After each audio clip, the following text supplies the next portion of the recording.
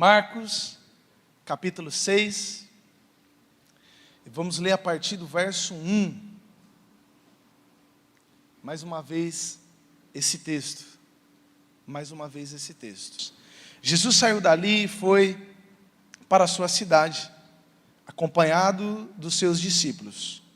Quando chegou o sábado, começou a ensinar na sinagoga, e muitos dos que ouviam ficavam admirados. De onde lhe vêm estas coisas? Perguntavam eles. Que sabedoria é esta que lhe foi dada? E esses milagres que ele faz, não é este o carpinteiro, filho de Maria, irmão de Tiago, José, Judas e Simão? Não está aqui conosco as suas irmãs? E ficavam escandalizados por causa dele. Jesus lhes disse: só em sua própria terra, entre os seus parentes e em sua própria casa, é que um profeta não tem honra. E não pôde fazer ali nenhum milagre, exceto impor as mãos sobre alguns doentes e curá-los. E ficou admirado com a incredulidade deles. Então, Jesus passou a percorrer os povoados ensinando. Você podia fechar os olhos, vamos orar juntos? Pai, essa é a sua palavra, eis aqui seus pequeninos, seu povo, Deus, sua igreja, uma juventude cheia da tua graça, cheia da tua força, cheia, ó Pai, do Senhor, do teu Espírito. Nós te pedimos, ó Deus, por esse Espírito, pela tua obra, Deus, sobre as nossas vidas, nos auxilia essa noite, a ouvirmos a sua voz, ao sermos, ó Deus, desafiados e a respondermos em fé e em ação tudo aquilo que o Senhor, ó Deus, tem trago ao nosso coração coletiva, mas também individualmente, por meio da tua palavra. Pai, te pedimos, estabelece em nosso coração a cultura dos céus, ó Deus, e dentro da cultura dos céus todos os princípios, ó Pai, inclusive o princípio da honra, Pai. De forma especial nós te pedimos, vem quebrando, ó Deus, sofismas, mentiras, ó Pai, ideias falsas acerca do Senhor e do próximo sobre as nossas vidas, para que de fato e de verdade nós possamos amar ao Senhor e amar ao próximo, ó Deus, como a tua palavra nos ensina, Pai. Assim nós oramos, ó Deus, agradecidos, pedindo, ó Deus, que o Senhor possa agir poderosamente, Deus, e venha derrubando todo ladrão da palavra, toda ação, toda seta do maligno, e tornando cativo nossa mente e o nosso coração ao teu Santo Espírito, a tua santa palavra, no nome de Jesus. Amém e amém. Amém? Pode se assentar. Queridos, não tem honra.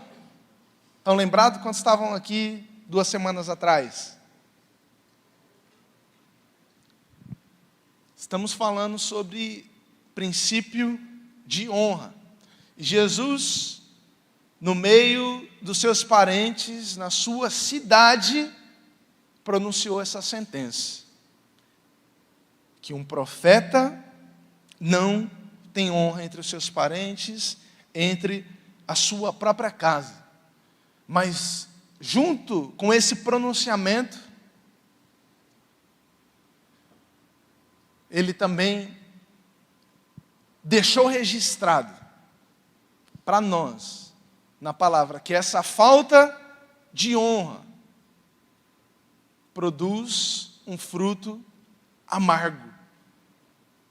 E qual é o fruto amargo que chama a nossa atenção, que nós precisamos aqui mais uma vez refletir e analisarmos a nossa própria vida à luz da palavra de Deus?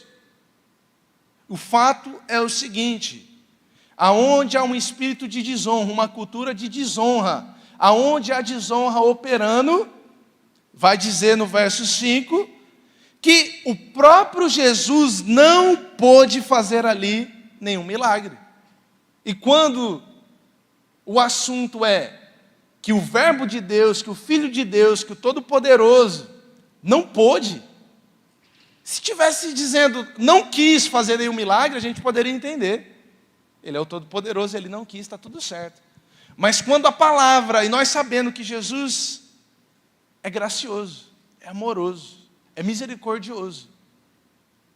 Que ele não pôde, que existiu algo que o impediu de que agisse, então isso precisa chamar nossa atenção.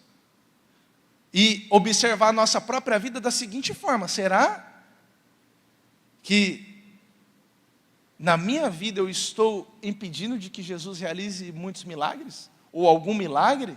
Ou alguns sinais? Ou que me abençoe? Será que na minha própria vida? Porque olha só, a gente já cantou aqui sobre a presença do Senhor hoje, amém? E nós acreditamos que a presença do Senhor está aqui, sim ou não? Nós acreditamos. Você acredita que a presença do Senhor está no seu trabalho? Se você é um cristão, você precisa carregá-la lá. Nós cremos no que o profeta Isaías anunciou no capítulo 6 do seu livro. Toda a terra está cheia da glória do Senhor. Nós cremos no princípio bíblico de que o Senhor ele é onipresente, de que Ele está em todo local. Mas olha só, embora a presença do Senhor esteja aqui, por repetidas vezes, e nós podemos quase que apalpá-la, que senti-la, que nos alegrarmos, que chorarmos, que respondê-la de formas diversas. Existe um fator que vai determinar se aquela presença do Senhor, se essa presença do Senhor tem sido desperdiçada ou valorizada nas nossas vidas. Vocês já perceberam que em uma igreja ou que uma juventude, com o mesmo grupo de louvor, com o mesmo líder, com o mesmo pastor, existem a vida de pessoas que prosperam, que são abençoadas, que desenrolam, que as coisas caminham apesar das lutas, das dores, das dificuldades, e que tem a vida de algumas pessoas que parece estar sempre andando em círculo, sempre os mesmos problemas, sempre as mesmas questões, sempre as mesmas dores, sempre as mesmas quedas, os mesmos erros, as mesmas falhas, os mesmos pecados, a mesma murmuração, a mesma ingratidão, ou seja, que parece que não está saindo do lugar. Já percebeu isso? Na sua própria vida, em alguma área dela? Já percebeu? Porque isso precisa chamar nossa atenção. Esse texto que nós vemos aqui, que Jesus não pôde, ele lembra muito a realidade da presença do Senhor no Antigo Testamento. Quando a Arca da Aliança, que você sabe, simbolizava a presença de Deus, diz a palavra do Senhor, lá no texto de 1 Samuel, capítulo 7, que ela ficou na casa de Abinadab, guarda só esse nome, por mais de 20 anos, até que o rei Davi foi buscar a arca em Jerusalém. A arca ficou na casa de Abinadab por quanto tempo, queridos? 20 anos. O que a Bíblia está nos trazendo? Uma informação. Beleza? Ficou na casa de Abinadab, ponto final. Agora, eu chamo sua atenção, 2 Samuel capítulo 6, verso de número 11, a palavra de Deus vai falar sobre um outro camarada. O nome dele, Obed-Edom. E a palavra de Deus vai dizer o seguinte: a arca da aliança ficou na casa de Obed-Edom, e o Senhor abençoou a Obed-Edom e a sua família. Como é que é? Informação. A arca ficou na casa de Abinadab, ponto final. A arca ficou na casa de Obed-Edom por 3 meses, e ali o Senhor abençoou tremendamente sua casa, seu lar, sua vida, sua família. Transformação. Qual a diferença? Por que será que tem pessoas que passam às vezes 20 anos dentro de uma igreja e conseguem ver tão pouca transformação em suas vidas? Por que tem pessoas que se convertem e parece assim, meu Deus do céu, achava que ela era louca quando ela era encapetada, porque todos nós éramos, né? A Bíblia diz isso de uma forma um pouquinho mais abstrata. Éramos por natureza filhos da ira, tá bom? Na nova linguagem, na minha tradução, você era encapetado, eu também. Ou se preferir, filho da ira, como também os demais. E aí a pessoa Assim, muda água para o vinho, era para ser assim. Saulo de Tarso, como é que foi a conversão na vida dele? Quando a gente lê a Bíblia, até dá uma impressão de que foi imediato. Mas qualquer bom historiador bíblico vai dizer que de Atos capítulo 9, verso 18, aonde Saulo creu em Deus, até Atos capítulo 9, verso 22, aonde Saulo disputava e convencia as pessoas, se passaram pelo menos 3 anos. Houve um processo. Mas certamente nesse processo, o que a gente pode garantir e afirmar, mediante a vida do apóstolo Paulo, é que ele valorizou a presença de Deus, que ele honrou a presença de Deus, que aquela presença de Deus não era só algo para ele levantar a mão, para ele cantar, para ele se sentir bem, para satisfazer os próprios desejos dele. Não, de forma alguma. Apesar do processo, a presença de Deus agora era algo que ele amava, que ele prezava e que ele honrou com a sua própria vida, por todos os dias da vida dele. Então Jesus está falando. Quem está falando? Jesus. Está na cidade. Mas as pessoas estão olhando assim, Jesus, né? Filho de Maria, filho do carpinteiro. O novo carpinteiro. O irmão de José, de Judas, de Tiago. Um ambiente de desonra fecha os céus sobre as nossas vidas. Um ambiente de desonra nos engana achando que nós estamos sendo transformados e que somos filhos, e nos faz andar e viver em círculos. Esse mesmo Jesus vai dizer em Mateus capítulo 15, verso 8 e 9, que existe um povo que o honra com os lábios, mas que o seu coração está longe de mim. A sua adoração é uma farsa, pois ensinam ideias humanas como se fossem mandamentos divinos. Jesus está advertindo acerca de uma honra que é só falácia, que é só aparência, e instruindo que a verdadeira honra precisa fluir de um coração que adora ao Senhor em espírito e em verdade. Definimos aqui honra de algumas formas no nosso culto anterior. Se você tiver alguma dúvida, depois você entra, está registrado, mas só para a gente lembrar muito rapidamente, uma das coisas mais importantes acerca da honra é que tanto a honra quanto a desonra apontam para um ídolo do nosso coração. É por isso que Jesus está dizendo assim, o povo me honra com os lábios, mas o coração está longe, em vão me adoram. Ou seja, a honra é um ato, é uma ação do nosso amor, é o amor na prática. É o nosso amor na prática. E aponta para quem é o nosso Senhor, para quem nós adoramos. Não fala sobre nós, não fala sobre o outro, fala primeiramente, principalmente, sobre quem é o nosso Deus, sobre quem é o nosso Senhor. Nós precisamos compreender isso, que quando nós honramos ou desonramos alguém, existe alguém sendo honrado ou desonrado primeiro. Lembra? Indira, Henrique e Vitinho nos ajudaram aqui. Tentamos colocar isso de uma forma bem pedagógica. Quando você não é um filho de Deus, quando você é aquele filho da ira, ou aquela outra coisa lá, quando você desonra o seu próximo ou a Deus, nada muda. Você está adorando o seu Senhor. Você não é filho de Deus.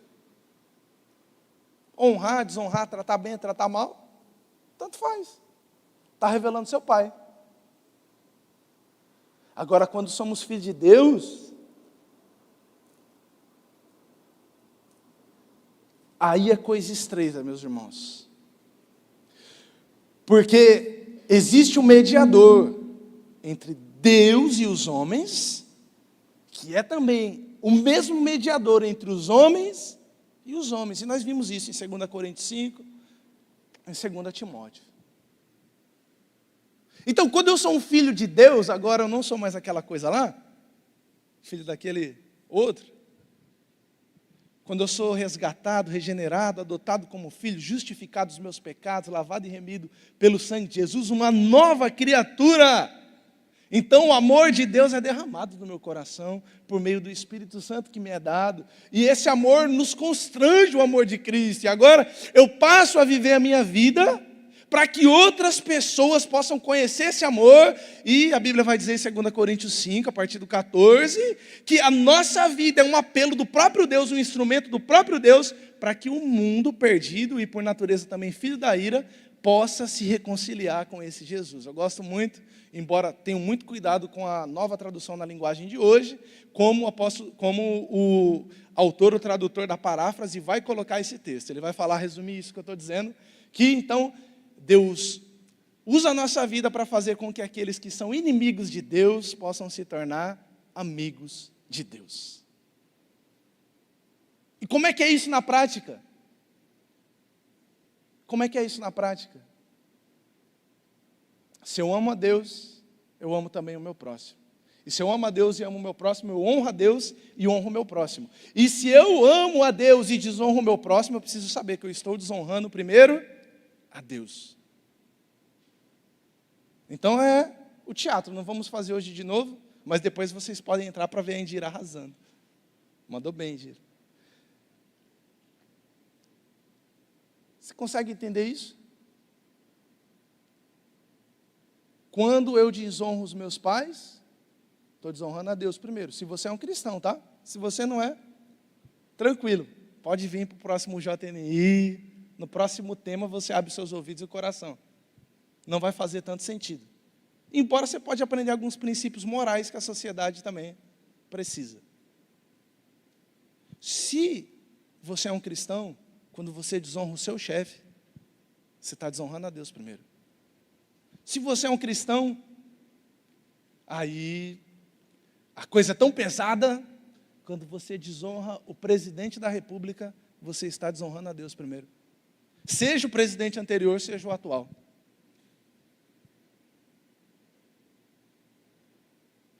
E a coisa, eu confesso para vocês, fica um pouco mais pesada, a gente vai ver já, na palavra.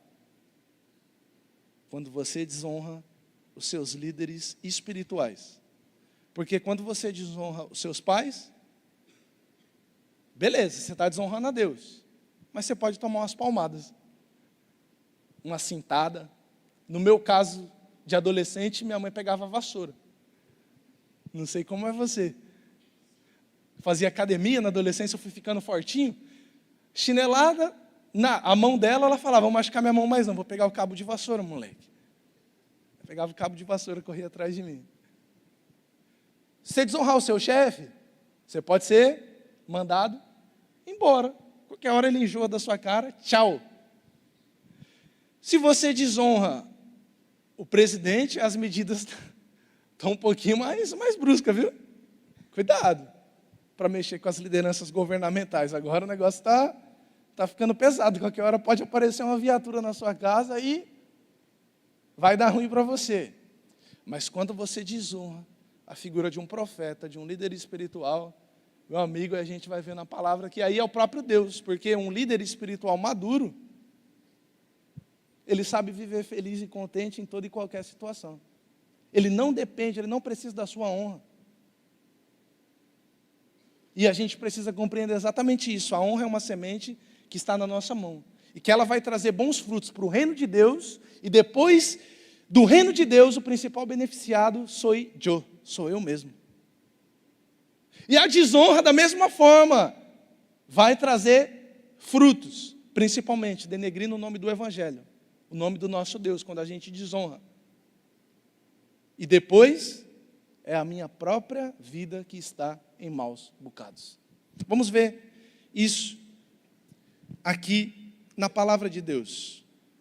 E sem medo de errar, queridos. Os céus estão certamente fechados sobre a vida de muitos de nós por falta de honra. Mas, let's bora viver uma cultura de honra, em todos os níveis. Por isso, nós estamos aqui, amém? Quantos querem viver uma cultura de honra em todas as áreas, em todos os níveis dos seus relacionamentos? Nós, então, depois desse texto, fomos para Mateus capítulo 10. Nós vimos entre as definições de honra que ela, sendo também uma semente, sempre traz frutos, que a Bíblia vai chamar de recompensa, nas versões mais antigas, de galardão. Em Mateus 10, a partir do verso 40, a gente vai ver o evangelista Mateus apresentando isso em 3 níveis. Ele vai dizer: quem recebe vocês, recebe a mim. Quem me recebe, recebe aquele que me enviou. Quem recebe um profeta, porque ele é profeta, recebe galardão, recompensa de profeta. Quem recebe um justo, porque ele é justo, receberá a recompensa de justo. E se alguém, mesmo que seja apenas um copo, e se alguém der, mesmo que seja apenas um copo de água fria a um desses pequeninos, porque ele é meu discípulo, eu lhes asseguro que não perderá de maneira alguma a sua recompensa. Tá? Então, nós vimos que esses são os aspectos e os níveis de relacionamento das nossas vidas. Profetas, justos e líderes são símbolos e representações daquilo que podemos considerar hoje. Os profetas são nossos líderes, os justos são os nossos pares, os iguais, justificados pelo precioso sangue de Jesus. E os pequeninos, aqueles que de alguma forma estão subordinados a nós, aos nossos cuidados, tá bom? E o primeiro aspecto, então, seria a honra aos profetas, ou seja, aos nossos líderes, da liderança mais simples da nossa vida até as lideranças espirituais. Então, nós vamos começar entrando acerca das lideranças civis, e o texto de Romanos 13, a partir do verso 1, nos ajuda muito, porque o apóstolo Paulo vai dizer à igreja de Roma: todos estejam sujeitos às autoridades. Como é que está escrito, queridos? Todos devem sujeitar-se às autoridades governamentais, vírgula. Pois não há autoridade que não venha de Deus. De Deus. Queridos, compreensão básica desse texto. Se não há autoridade que não venha de Deus, então significa, isso mesmo, as autoridades governamentais. O que significa? Todos. Significa todos. Tá bom? Todos. Todos nós devemos nos sujeitar às autoridades governamentais, porque elas vêm de Deus. E elas são, biblicamente, de forma muito prática, uma resposta de Deus quando o governante é bom para abençoar a nação, quando o governante é ruim para castigar a nação, para castigar o povo, para ver se o povo, por fim das contas, clama ao Deus que feliz é a nação cujo Deus é o Senhor, para ver se o povo, por fim, se arrepende dos seus maus caminhos, clama ao Senhor, para que o Senhor possa sarar a sua terra. E aí, queridos, a pergunta então é: qual é o nosso papel acerca das lideranças governamentais? Ela é tão óbvio, mas a gente falha tanto, não? A gente falha tanto porque eu quero crer que não tem nenhum aqui, não tem nenhum militando por causa de uma causa política aqui, não tem nenhum, não tem. E eu quero crer que nenhum aqui também, nenhum jovem, cheio do Espírito Santo, militou nessa última eleição, foi para as ruas por causa de uma causa política. E eu também quero crer que nenhum jovem aqui desonrou alguma liderança civil nesses dias, criticando de forma desonrosa nas redes sociais. Ninguém fez isso. Ninguém fez. Quero crer que todos nós, conhecendo muito bem o nosso papel como cristãos, nós nos ajoelhamos e oramos. Nós nos cobrimos de cinzas e pano de saco, nos envergonhamos, reconhecendo que ao Senhor pertence a justiça, a nós pertence a vergonha, e buscamos a face de Deus com jejuns, com orações, com clamor, com rogos e com súplica. Porque reconhecemos que um governo ruim é juízo sobre a nação. E um governo abençoado é o cuidado de Deus sobre uma nação. Eu quero crer nisso, mas não é muito a realidade dos jovens que eu tenho visto lá de São Paulo, de onde eu vim. De lá não é não. Uma realidade de desonra. Uma realidade de xingar. Uma realidade insana. De achar que é um governante que vai resolver o problema de uma nação. E principalmente, o problema ou os problemas da igreja. E aí não compreendemos que todos devem estar sujeitos à autoridade. E ó que eu não estou falando aqui sobre protestar ou não, porque afinal de contas protestantes nós somos. Mas antes desse princípio do protestantismo, e até mesmo antes de Romanos 12, que a nossa mente tem que ser inconformada com as coisas desse mundo, vem o princípio da honra. Ele vem antes. E essa nossa inconformidade e esse nosso protesto, eles só são bem-vindos, espiritualmente dizendo, quando não fere o princípio. Porque há como fazer. Com certeza há como fazer. Se a Bíblia está dizendo, então a gente só precisa aprender como é. E nós podemos muito bem aprender com Daniel, por exemplo, que não escreveu as crônicas contra Nabucodonosor. Ou você encontra isso? Você já leu as crônicas de Daniel contra Nabucodonosor? Não. O que a gente encontra? Um jovem cheio do Espírito Santo, que diante de um desgoverno, de um mau governo, não mudou a sua rotina. 3 vezes por dia. O que era mesmo que ele fazia? Oração. O que ele fazia? Orava. E o que ele fazia de novo? Orava. Ou vai me dizer que você já encontrou a trilogia de José desonrando o faraó, na época em que ele estava oprimindo o povo de Deus. Você encontrou já isso? Na sua Bíblia, nas suas escrituras? Não? O que José fez? Foi fiel ao Senhor, em todas as coisas, em todos os detalhes. E o que Deus fez sobre José e sobre Daniel? Abriu os céus sobre a vida deles. A gente ama, não é verdade? Ver, se inspirar na história deles. Mas sabe qual que é o grande problema? Não adianta ver, admirar a história, o exemplo deles. Está nas Escrituras para serem imitadas, para serem copiadas. Para nos mostrar assim, é possível. É possível. Ou vai me dizer que você já viu, já assistiu a série de quando Paulo desonrou o imperador Nero da sua época. Um dos mais truculentos colocou fogo em Roma, toda a circunvizinhança, 10 das 14 cidades acabadas, o que lhe dá álibi para colocar a culpa nos cristãos. Anos mais tarde, o próprio apóstolo Paulo é degolado. Mas observa só o que o apóstolo Paulo está escrevendo na época em que Nero era o imperador de Roma.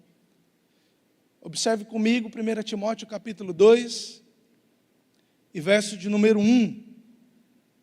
Porque o apóstolo Paulo não vai escrever uma série contra Nero, mas ele vai dizer, em primeiro lugar, eu recomendo que sejam feitas petições, orações, intercessões, em ações de graças em favor de todos e em favor dos reis e de todos que exercem autoridade, para que tenhamos uma vida pacífica, tranquila e caracterizada por devoção e por dignidade, porque isso é bom e agrada a Deus, o nosso Salvador, o qual deseja, na versão de alguém está dizendo só alguns? Não. É bom e agradável diante do Senhor o nosso Deus, porque o Senhor o nosso Deus deseja que todos sejam salvos e que conheçam a verdade.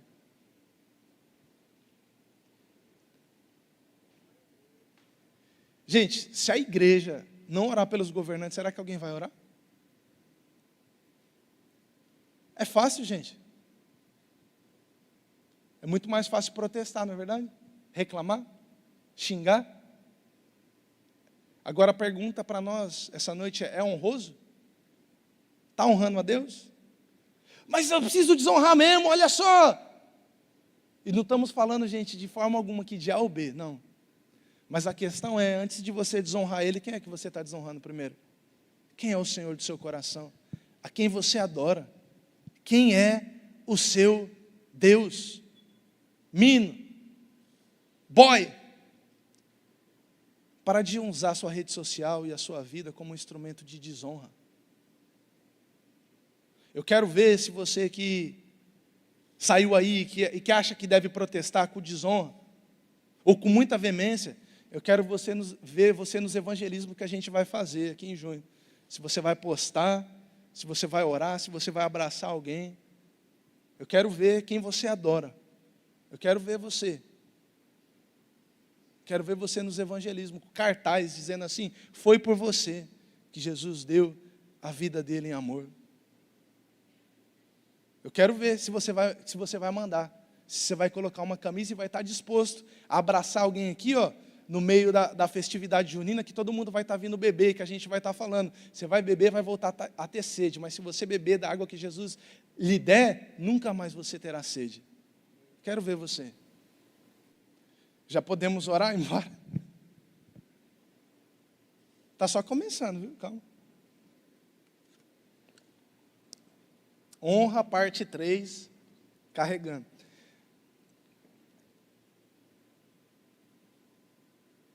Os governantes, de certa forma, estão acima de nós, sim ou não?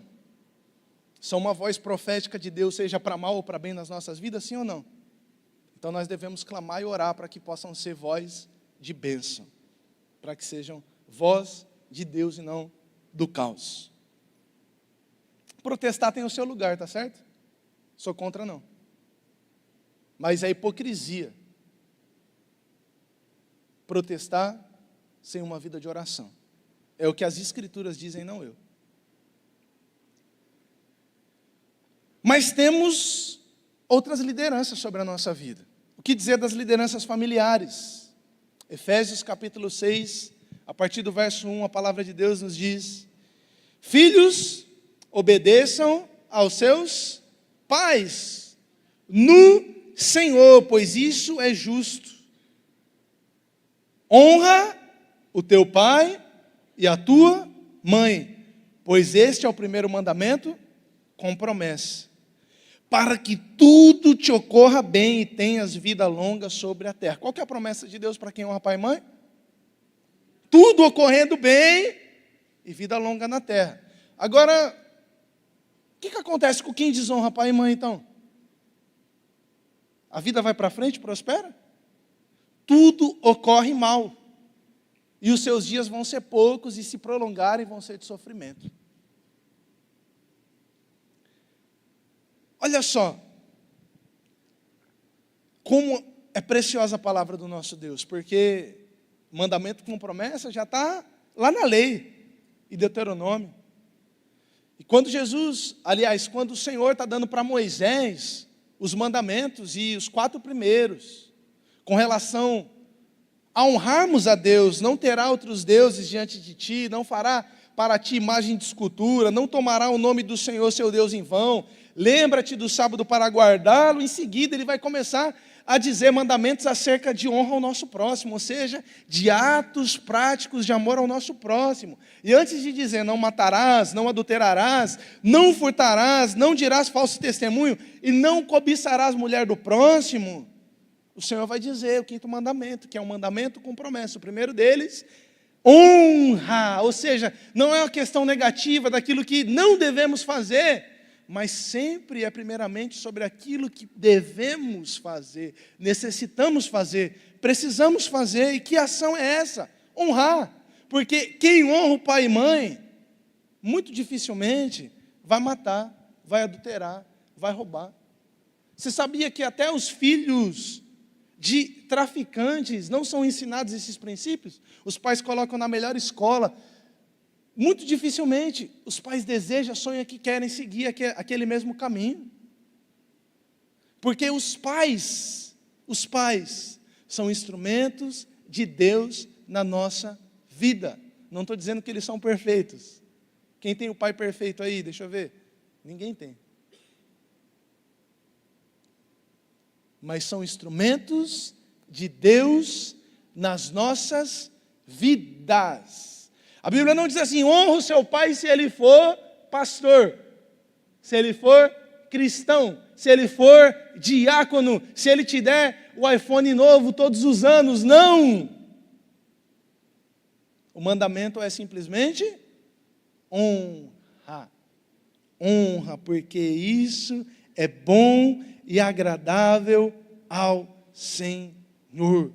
Independente de quem são eles, a honra que está dentro do nosso coração deve dar lugar, queridos.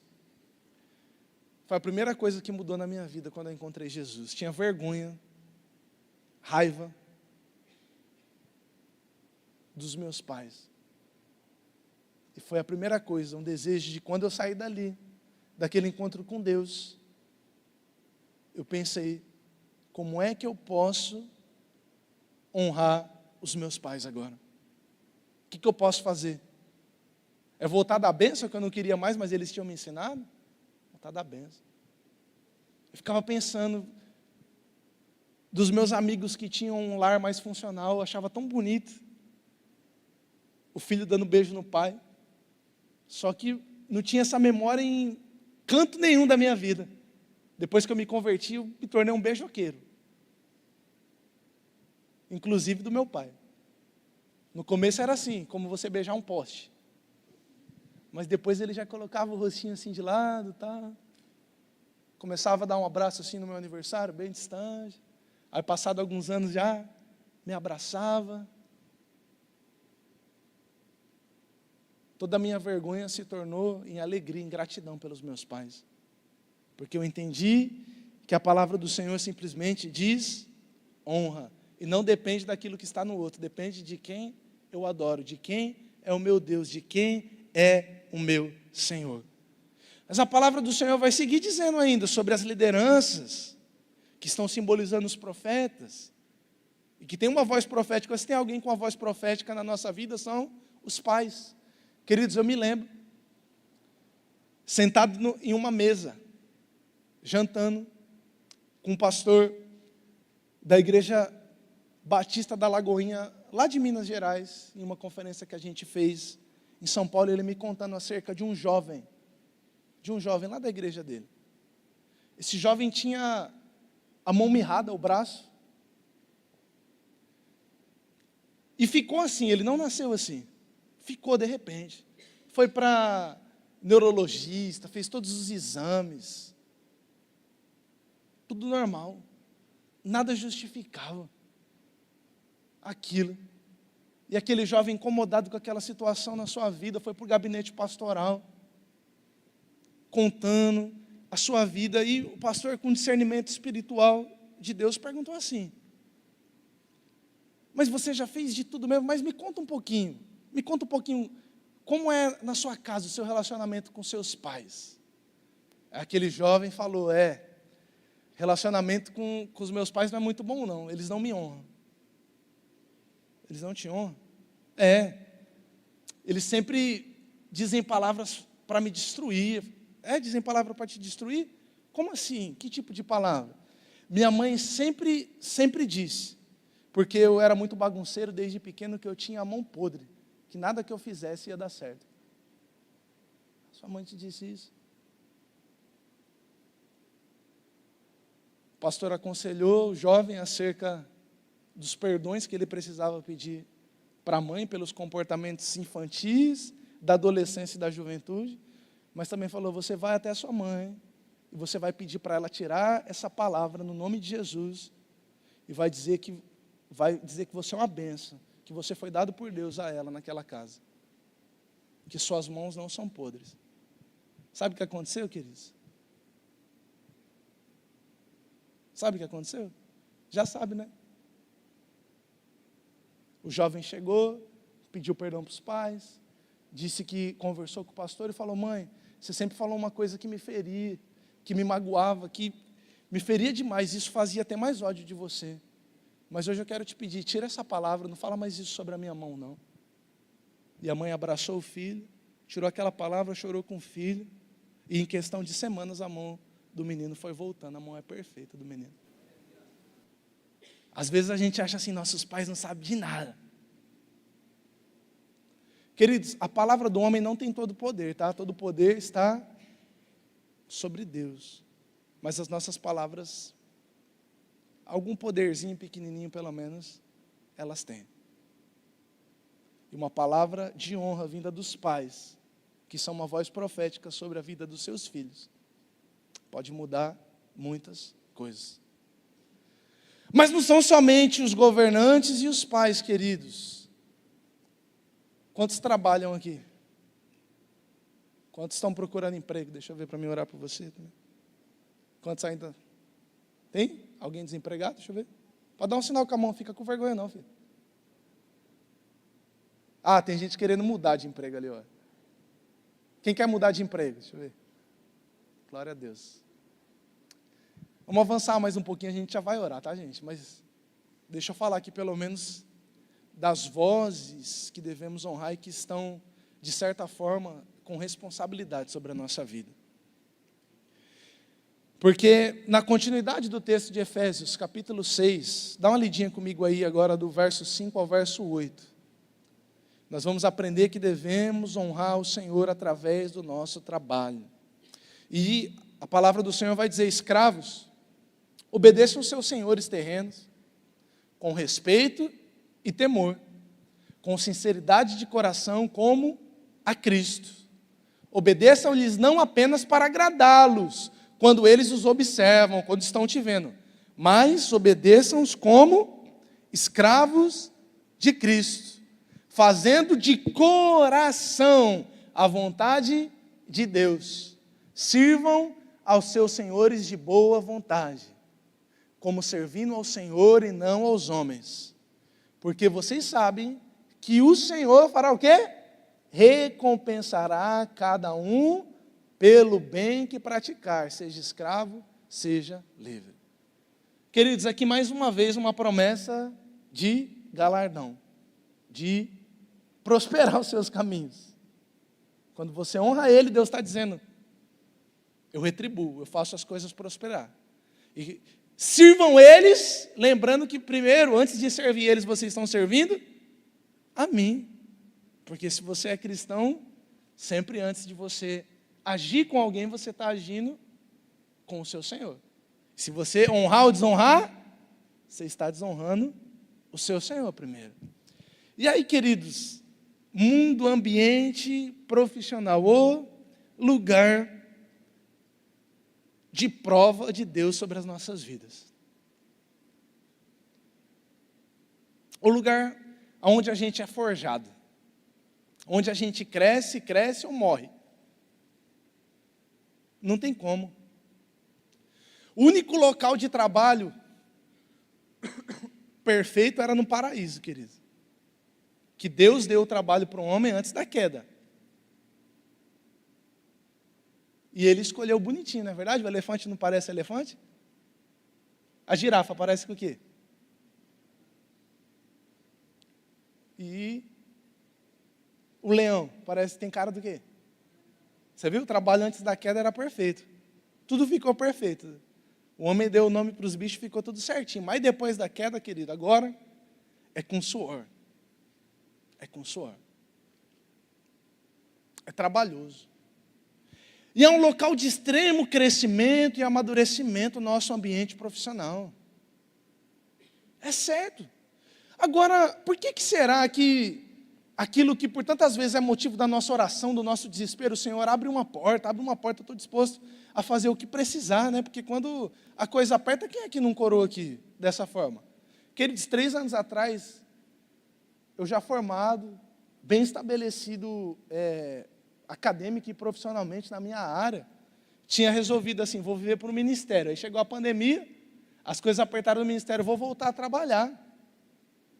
Eu voltei para a empresa da mesma forma que eu tinha entrado 11 anos atrás, que eu estava precisando. Mas por que será que depois que a gente entra, aí a gente pensa assim, não, foi Deus que me colocou aqui, e agora as coisas têm que ser do meu jeito. Espera aí, Deus te chamou no seu trabalho para as coisas serem do seu jeito? Era do seu jeito antes de você chegar? Você acha que vão ficar do seu jeito depois que você sair? Não vão. Agora uma coisa é certa, depois que você chegou lá, as coisas podem ficar mais parecidas com o jeito que o Senhor quer, porque você é um instrumento dele ali. E tudo vai começar a partir da sua honra, da sua obediência, do seu exemplo. Não roube o seu patrão, o seu chefe de nenhuma forma. Não diga que não dá tempo de fazer as atividades que ele tem confiado a você, sendo que você está passando minutos até horas do seu dia na rede social, querido. Você é pago para trabalhar, para dar o seu melhor, para honrar o Senhor lá e para honrar o seu chefe também. É para isso que você foi contratado. Faça a diferença, sue a camisa, transpire. Quando você está trabalhando, você está honrando ao Senhor, o seu Deus. Faça o melhor com as suas mãos, faça o melhor com a sua mente, faça o melhor com os seus pés. Viva um ambiente harmonioso. Quem trabalha aqui passa mais tempo no trabalho do que em qualquer outro lugar. Você vai fazer daquele lugar um lugar de guerra? Gente, para a glória do Senhor, pela graça do Senhor, não tem nada a ver comigo, mas eu já trabalhei com pessoas de diversas religiões, para encurtar a conversa. E pares meus, ou às vezes gestores, sempre diziam assim, eu amo a sala da TI. Eu já trabalhei em outros ambientes e tenho muitos amigos de TI. Normalmente a sala de TI é a mais suja, a mais bagunçada, onde as palavras mais feias são faladas. É o lugar que ninguém quer ir. Vai lá no último caso, o computador queimou, você precisa recuperar um arquivo para subir. Mas sempre era um lugar onde as pessoas diziam isso. E eu sempre dizia para elas, eu sei por quê, porque a presença do Senhor está aqui. Porque aqui eu estou para honrar o Senhor e para honrar a vida de vocês, que vêm aqui a essa sala de TI também. E aí sempre tinha um cafezinho, sempre tinha alguma piada sem graça. Sempre, quando eu era gestor, muitas vezes tinha algum louvorzinho tocando, porque se pode tocar qualquer outro tipo de música, onde tem outras pessoas, lá era louvor, só louvor que tocava.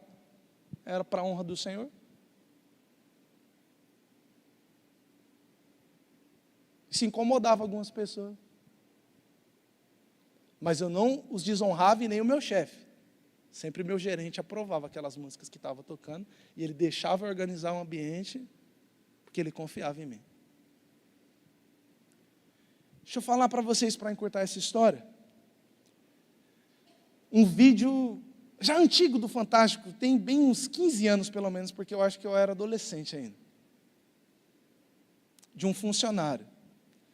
Que um quadro que existiu lá por um tempo, o diretor se fantasiava de um aprendiz e chegava até na empresa para trabalhar como se fosse o primeiro dia. Ele ia passando lá sessão por sessão. E aí numa sessão a pessoa já queria ser mandada embora, ensinava tudo errado. Na outra sessão a pessoa não tomava o cuidado com o EPI que precisava, até que ele chegou em encarregado da logística. E aí aquele diretor está lá aprendendo a fazer as coisas, aí aquele encarregado para orar no olho dele e fala assim, não, peraí, não é assim não, deixa eu te ensinar mais uma vez. É assim, assim, assim. Se você tiver uma dúvida, você pode me perguntar, que eu vou te ajudar, tá bom? Você está chegando aqui agora, eu vou te ajudar como o serviço precisa ser feito. Mas, se diante de uma dúvida que você tiver ou não tiver aqui, você pode pensar também da seguinte forma, que você não está fazendo para mim, nem para o dono e nem para o diretor dessa empresa, que você está fazendo para Deus, e que isso vai te ajudar a fazer o seu trabalho da melhor forma. É lindo, depois você assiste o vídeo e vê o desenrolar de como esse funcionário foi abençoado. Porque, volto a falar mais uma vez, um ambiente de honra sempre glorifica os céus. E sempre vai acabar trazendo benefícios e colheitas sobre a sua própria vida. Agora, queridos, nós somos chamados por Deus e pela palavra dele, não somente a honrar as lideranças civis, familiares e profissionais, mas também a honrarmos as nossas lideranças eclesiásticas. Posso ouvir um glória a Deus por isso? Que fraquinho, hein? Meu Deus. Agora que a coisa vai apertar para nós. Vamos ler a palavra de Deus, 1 Timóteo, capítulo 5, verso 17. Diz assim: os presbíteros que lideram bem a igreja são dignos de dupla... Vamos ler? Vamos ler juntos? Quantos estão aqui ainda? Quantos estão com pressa de honrar esse pastor e ali pagar um açaí para ele? Deixa eu ver. Vamos ler juntos, vai, gente. Fica aqui mais um pouquinho. Os presbíteros que lideram bem a igreja são dignos de dupla honra, especialmente aqueles cujo trabalho é a pregação e o ensino. Fazer uma pergunta: tem sacerdotes do Senhor aqui essa noite? Quantos são sacerdotes do Senhor? Gente, o sacerdócio é universal, viu? Antes de Lutero dizer isso lá em 1500, o apóstolo Pedro já disse isso na sua carta, que nós somos povo eleito, geração santa e sacerdócio real. Então eu vou perguntar de novo se você tinha alguma dúvida, tá bom? Quantos são sacerdotes do Senhor? Amém? Amém, amém? Agora, quantos são presbíteros aqui? Líder de jovens? Vice-líder, presidente? Conselho de juventude? Liderança no ministério de crianças? Amém? Todos somos sacerdotes, mas nem todos temos a mesma atividade, o mesmo ministério. E nós somos chamados a honrar os nossos líderes espirituais. Mas, por muitas vezes, nós escolhemos um caminho mais fácil, porém perigoso. Um caminho de rebeldia. E desonrar, queridos, os líderes, assim como desonrar o chefe ou desonrar os pais, não impacta tanto na vida dos pais, do chefe ou de um líder. Mas fala muito mais sobre as bênçãos que você está deixando de receber. Desonrar uma liderança lembra muito ao meu coração o exemplo de Moisés em Números 12, que para encurtar aqui também a nossa história, a gente não vai ler o capítulo inteiro. Mas eu preciso ler os primeiros versos para vocês terem pelo menos uma mínima consciência do que significa desonrar uma liderança eclesiástica na sua vida. Números 12, a partir do verso 1, vai dizer: Miriam e Arão começaram a criticar quem? Moisés, porque ele havia se casado com uma mulher etíope. Será que o Senhor tem falado apenas por meio de Moisés? Perguntaram também. Não tem ele falado por meio de nós? E, observa só o finalzinho do verso 12, e o Senhor ouviu isso. Espera aí. Miriam e Arão começaram a falar de quem? De Moisés. Começaram a falar bem ou mal? Tá bem assim, carinhosa essa palavra. Começaram a criticar. Tá bom? Se a gente vai para algumas outras versões, fica um pouquinho mais caliente essa palavra. Vamos dizer que eles começaram a falar mal, começaram a censurar, a detrair, a diminuir Moisés, por causa de uma escolha dele. Agora, um detalhe só. O texto bíblico e toda a compreensão do restante do capítulo vai nos deixar uma coisa clara. Moisés não estava naquela conversa. Ao que parece, contextualizando aos nossos dias de hoje, Miriam e Arão estavam tendo uma conversa de WhatsApp criptografada de ponta a ponta. Só os dois. Ei, você viu aí Moisés? Oi, não posso tecer agora, me chama daqui a pouco. Ah, então, vi sim Moisés. O que aconteceu? Ah, se casou, e estão criticando, e estão falando mal. Falando mal. O texto não diz que Moisés ouviu a conversa, mas diz que quem ouviu? O Senhor ouviu a conversa. O texto não diz que Moisés estava, mas o Senhor estava ouvindo.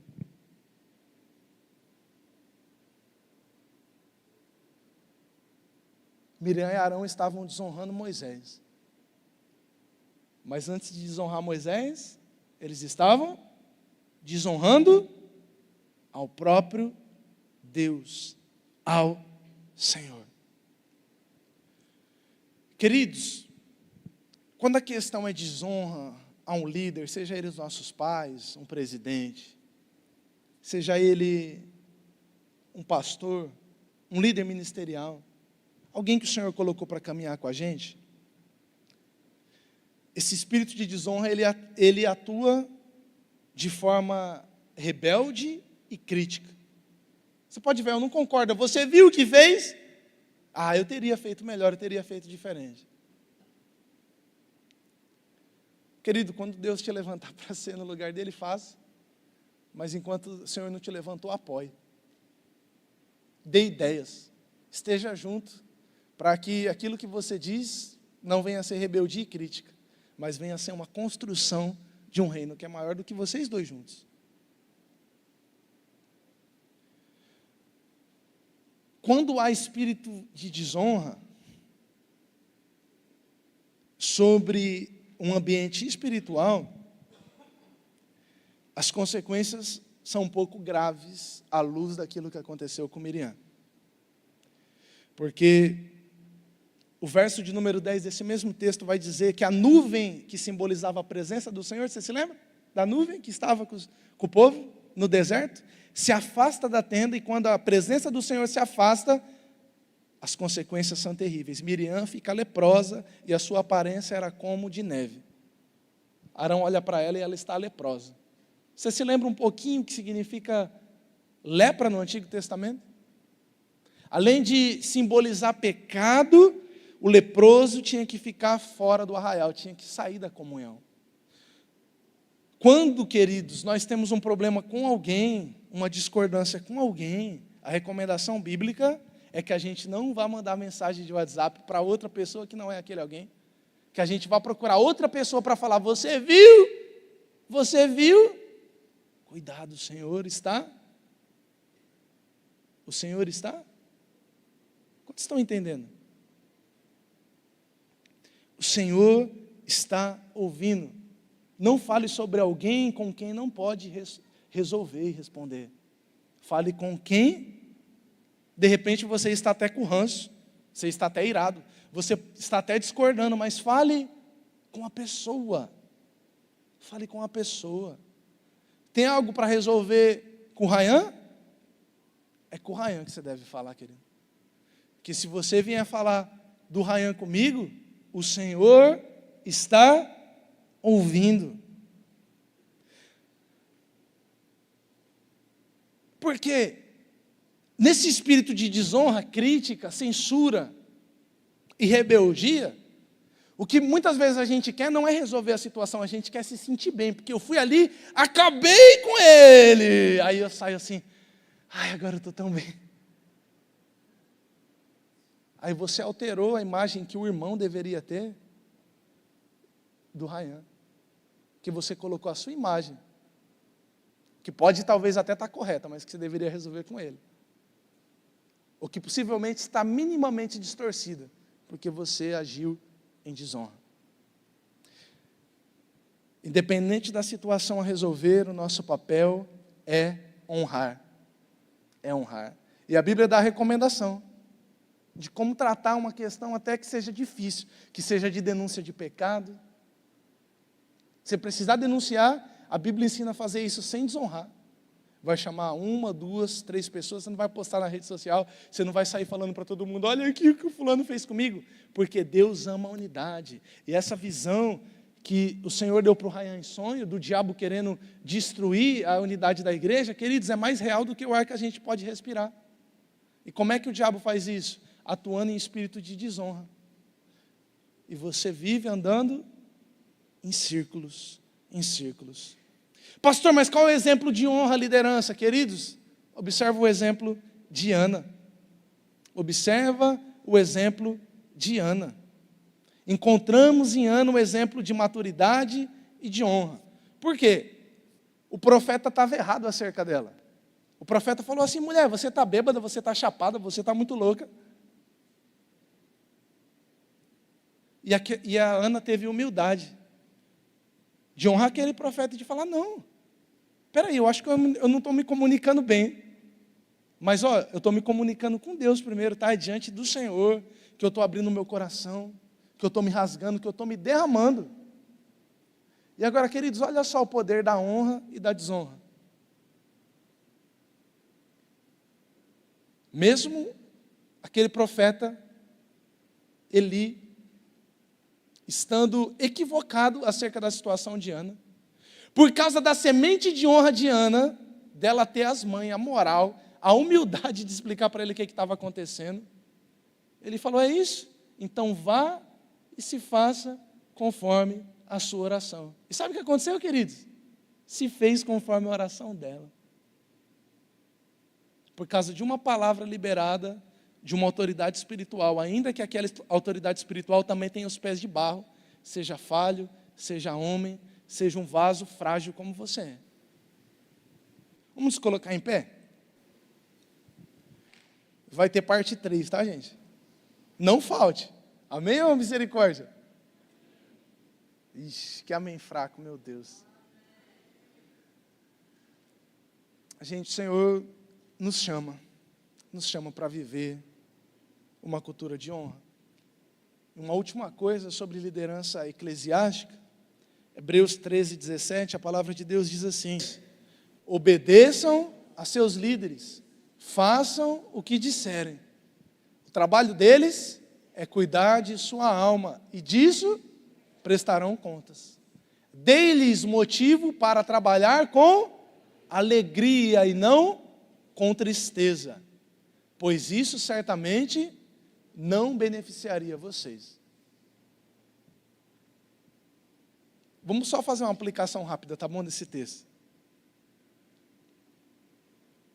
O que é dar motivo de alegria para o seu líder, querido? Quando você tem um problema, você chama ele, não chama? Glória a Deus, a gente está aqui para isso mesmo. Quando você está lidando com pecado, você vai lá, confessa, me ajuda a orar, jejum, intercede por mim, me dá um conselho bíblico, me dá um livro, me dá alguma coisa assim ou não? Glória a Deus por isso. Vai tomar uma decisão importante. Dê alegria para ele. Compartilhe as bênçãos que Deus está fazendo na sua vida também. Não vem só quando está tudo ruim, não. Quando estiver tudo mal. Quando sua vida estiver esfarelando. E principalmente, honre ao Senhor. O trabalho de um líder espiritual é te direcionar no caminho do Senhor. Se você honrar o Senhor, você vai estar honrando Ele. E se você estiver honrando ao Senhor, você vai compreender que prestação de contas é um princípio bíblico. Eu vim aqui pregar, por exemplo.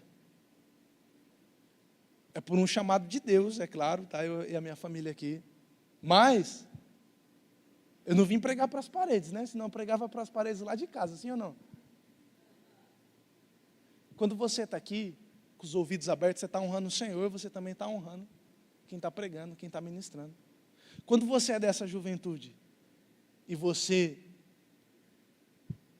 não está num dia bom, eu não vou, e você só fica esperando que alguém manda mensagem perguntando por que você não foi, isso demonstra, além da sua imaturidade, ou de um dia muito mal que você está, também acontece os dias muito maus, que você não tem honrado. Isso se aplica para os nossos momentos de oração, para as nossas vigílias, para a nossa escola bíblica. Você acha que os professores se preparam para dar aula para quem? Quando você vem, você aprende, você está sendo uma potência, se capacitando, se potencializando para o reino dos céus. Mas o maior abençoado é você mesmo. É você mesmo. Que se torna uma arma poderosa nas mãos do Senhor. Desobedecer, queridos, os líderes. Um líder maduro está acostumado a viver contente em toda e qualquer situação. Mas a falta dos princípios de honra na sua vida fecha os céus sobre você, te faz andar em círculo. Veja só que não é uma cultura, né, que muitas coisas são colocadas como regras, como lei. Não, agora você tem que fazer isso, não estou falando sobre isso, tá? Lembra? Estou pregando sobre honra, sobre um ato de amor, sobre uma ação de amor. A gente faz isso porque ama o Senhor, porque ama as pessoas que estão caminhando com a gente, as pessoas que Ele colocou sobre a nossa vida. Tá bom? E hoje eu quero orar com vocês. Eu quero, sem demoras, abrir aqui o altar. Se você precisa se atentar ao princípio da honra em qualquer área da sua vida, seja com os governantes, seja com os seus pais, seja com os seus líderes espirituais, seja no seu trabalho, como forma de honrar ao Senhor, a gente tem uma oportunidade de fazer isso aqui junto hoje.